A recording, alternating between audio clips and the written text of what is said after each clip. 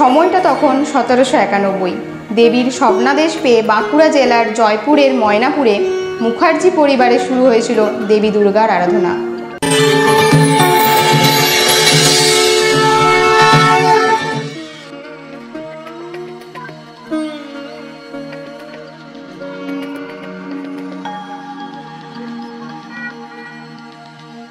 বাঁকুড়ার জয়পুরের ময়নাপুরের জমিদার চণ্ডীচরণ মুখার্জির হাত ধরে প্রতিষ্ঠা করা এই পুজো আজও প্রাচীন নিয়ম মেনে জমিদার বাড়ির দুর্গা দালানে পূজিতা হন দেবী দুর্গা। পুজোর কয়েকটা দিন সকলেই হাজির হয়ে পুরনো স্মৃতিকে খুঁজে নিতে চায় আনন্দ উৎসবের মধ্য দিয়ে। শোনা যায় বাঁকুড়ার জয়পুরের ময়নাপুরের চণ্ডীচরণ মুখোপাধ্যায় তৎকালীন বিষ্ণুপুরের মল্ল রাজা চৈতন্য সিংহের দেওয়ান ছিলেন। সেই সময় ময়নাপুর তালুকের জমিদারি স্বত্ব লাভ করে মুখার্জি পরিবার। তালুকের বিশাল আয়ে ফুলে ফেঁপে ওঠে ময়নাপুর মুখার্জি বাড়ির জমিদারি। কথিত আছে 230 বছরেরও বেশি সময় আগে জমিদার চণ্ডীচরণ মুখার্জি স্বপ্নাদেশ পেয়ে দেবী দুর্গার আরাধনা শুরু করেন। জানা যায় একদিনের আয়ে মাটির বাড়ি করে দেবী দুর্গার আরাধনা শুরু করেছিলেন চণ্ডীচরণ মুখার্জি। পরে জমিদারি কোষাগার থেকে মন্দির নির্মাণ করে ধুমধাম করে দেবী আরাধনা শুরু হয়। জমিদার বাড়ির দুর্গাপূজায় পুরো এলাকায় গমগম করত।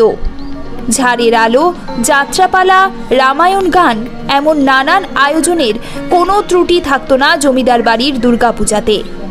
এখন যেন সেসব অতীত। কালের নিয়মে জমিদার নেই ঠিকই, কিন্তু পূর্বপুরুষদের পুজো আজও বিরাজ করছে মুখার্জি জমিদার বাড়ির দুর্গা দালানে। প্রাচীন নিয়ম মেনে দেবী দুর্গার আরাধনাতে কোনো খামতি নেই। পুজোর জৌলুস হয়তো ম্লান হয়েছে, কিন্তু পুজোর নিয়ম রীতি অটুট রেখেই দেবী দুর্গার আরাধনায় মেতে ওঠেন জমিদার বাড়ির সদস্যরা। পুজোর কটা দিন হই হুল্লোড়, মজা, আনন্দ, আর তার সাথে ভাঙাচোরা পলেস্তার খসে পড়া চুনসুরকির জমিদার বাড়ির দেওয়াল থেকে প্রাচীন ইতিহাসকে খোঁজার চেষ্টা করেন জমিদার বাড়ির বর্তমান প্রজন্মের সদস্যরা। আমাদের এই দুর্গোৎসব ময়নাপুর মুখার্জি পরিবারের এটা 232 বছরে পদার্পণ করল এবং এই বংশের প্রথম পুরুষ নিধিকৃষ্ণ মুখোপাধ্যায়ের পুত্র চণ্ডীচরণ মুখোপাধ্যায় বিষ্ণুপুর মল্লরাজার দেওয়ান ছিলেন এবং দেওয়ান থাকাকালীন তিনি স্বপ্নদিষ্ট হন।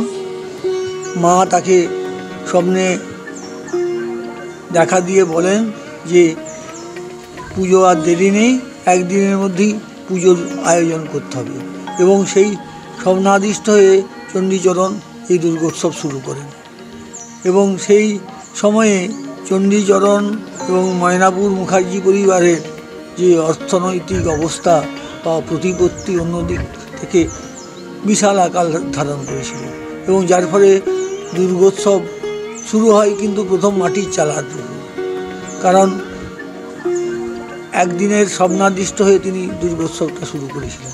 কিন্তু পরবর্তীকালে তার পুত্র তারিণী প্রসাদ বা অন্য বংশধররা এই বিশাল চণ্ডীমণ্ডপ তৈরি করে সেই পুজো শুরু করেন। তারপর থেকেই এই এলাকা জুড়ে দুর্গা পুজোর যে একটা দুর্গা পুজোকে ঘিরে এই ময়নাপুর গ্রাম উৎসবে মেতে ওঠে এবং গ্রামের সমস্ত মানুষ একত্রিত হয়ে এই শারদীয় উৎসব উপভোগ করে। আজ আমাদের অর্থবল কমে গেছে, বংশধররা কর্মসূত্রে বিভিন্ন জায়গায় ছড়িয়ে পড়েছে, তবুও আমরা এই দুর্গোৎসবের রীতিনীতি মেনে মুখার্জি পরিবারের যে নিয়ম যেগুলো আছে, এই যে ভোগ রান্না মহিলারা ছাড়া কেউ অন্যরা স্পর্শ করবে না, সেইভাবেই আর কি। এবং সন্ধিক্ষণের যে 108 প্রদীপ জেলে যে পুজো আর কি, পুজোর যে রীতিনীতি আছে সেগুলো আমরা সেই অবিকৃতভাবেই আজও টেনে নিয়ে যাচ্ছি আর কি। এবং আমরা আশা করব ভবিষ্যৎ বংশধররা আমাদের এইভাবেই এই দুর্গোৎসবকে পরিচালনা করে যাবেন, এইটুকুই বলছি। আমার নাম অশোকানন্দ মুখোপাধ্যায়। হ্যাঁ, আমি এই পরিবারের।